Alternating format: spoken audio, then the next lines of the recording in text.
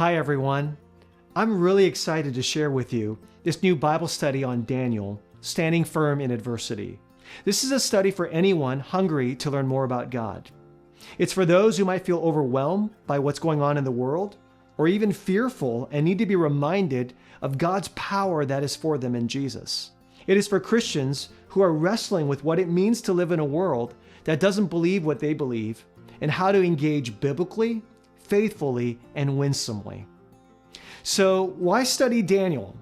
For one thing, the theme of exile is so relevant to us today. As Christians, we're not home. And like Daniel in Babylon, Christians live in a world that does not share their values and beliefs and even presses against them. So as we study Daniel, we see the need for deeper discipleship, to be counterformed and reshaped by God's word in the gospel. Another reason, the book of Daniel shows us how Christians are to live in a world that is not their home, with conviction and blessing. If you're a follower of Jesus, your faith might put you in the crossfire, even persecution, and that could bring fear. But in Daniel, we see that Christians are called to have conviction over compromise. And along with conviction, there's blessing.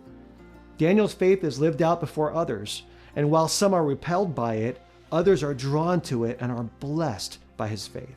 One more on why study Daniel.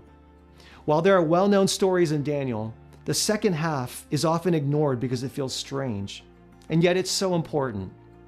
Daniel is given visions from God that seem unsettling and scary, and as we think about what's happening in the world, it's so important to know that in the midst of wars, violence, and evil, God is the sovereign Lord, and ultimately Jesus wins. And because of this, we can have deep hope.